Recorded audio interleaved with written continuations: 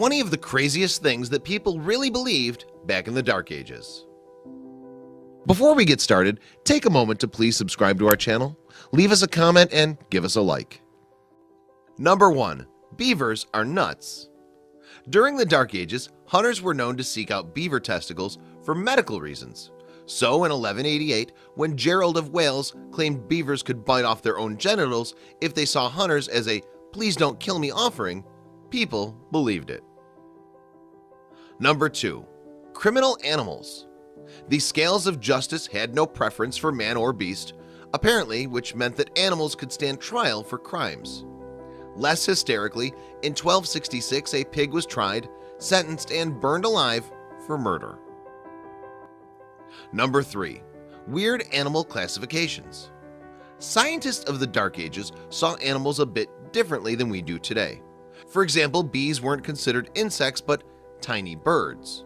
Meanwhile, beavers were thought to be fish because, duh, they swam around and stuff. Number 4. Animalistic medicine. Many people believe that owls could treat gout.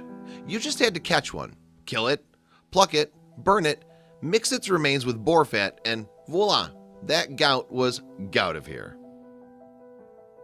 Number 5. The chicken cure. Medical experts had no clue how to treat the plague, and it showed by the sheer number of insane cures they proposed. One treatment involved rubbing chickens on the festering plague sores, which wasn't particularly effective. Go figure.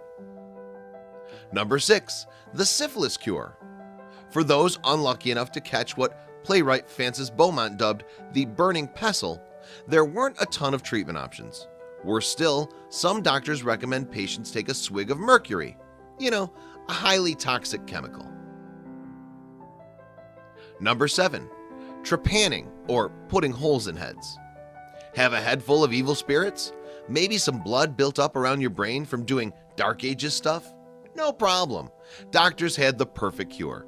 They just cut a little hole in your head with a tool called a trephine. Number 8. Medicinal smoking. As recently as the 1700s, men, women, and children lit up some tobacco, puffed away, and waited for the awesome plague-defeating benefits to kick in. Rest assured, the plague wasn't the only health issue these smokers had to worry about. Number 9. Spooky mandrakes. As you can imagine, a plant with human-looking roots and hallucinogenic properties fueled all sorts of medieval nightmares. Some folks thought the plant killed anyone who harvested it. Others simply used it for black magic. Number 10. Royal touching. Some medieval people believed that royalty could cure any affliction with just a touch of their fingertips. Likely this was a rumor started by, naturally, royalty, but hey, it was better than telling people to drink mercury. Number 11. Belief in the existence of manticores. With a man's head, a lion's body, and a scorpion's tail, this mythical chimera, created by a Roman historian, allegedly spent most of its time eating its prey whole, leaving no bones behind, and shooting its spine like an arrow. Number 12. Cynocephalus. Apparently, folks in the Dark Ages were really afraid of humans with animal heads. This was the case of Cynocephalus, a human-bodied monster with a dog head that people believed actually existed. Number 13. Blimey. These headless monsters were believed to be a race of people that had faces built right inside their own chest, which must have been a total downer for any of them who wanted to wear a shirt. Number 14. Titavillus, the error demon.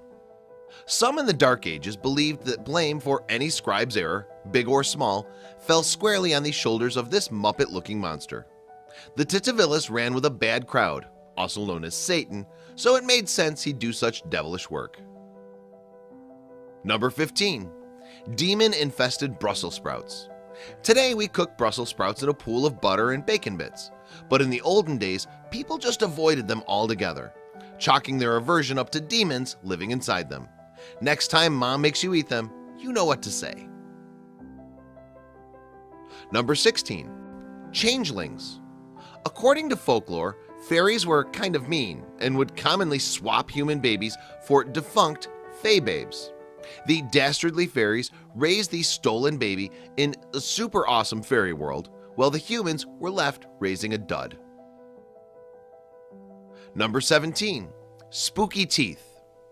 Always looking for the edge in a fight, Vikings wanted to really up their scare factor. They would sometimes carve little grooves in their teeth, because nothing says scary like teeth liable to break an overcooked venison leg. Number 18. Preformationism. This was the belief that sperm carried homunculi, tiny versions of a fully grown human. It had organs, eyes, a brain, everything a baby had when it was born. In the womb, this little thing just grew from microscopic to baby-sized. Number 19. Penis pets. If you asked 15th century witches, penises made great pets. According to the official guide to witches, Malleus Maleficarum, these magic-wielding ladies would create nests of up to 30 schlongs. Like a pet rock, you didn't have to feed it, water, or walk them. Number 20. Persecuting witches. To determine whether or not someone was a witch, judges used a dunking stool. The contraption lowered her into a river, and if she sank, it proved she wasn't a witch. It usually killed the lady, but hey, at least you knew she wasn't evil. Now, those are some out there notions. It's crazy to think what beliefs we hold now that might be considered this outrageous in 1,000 years.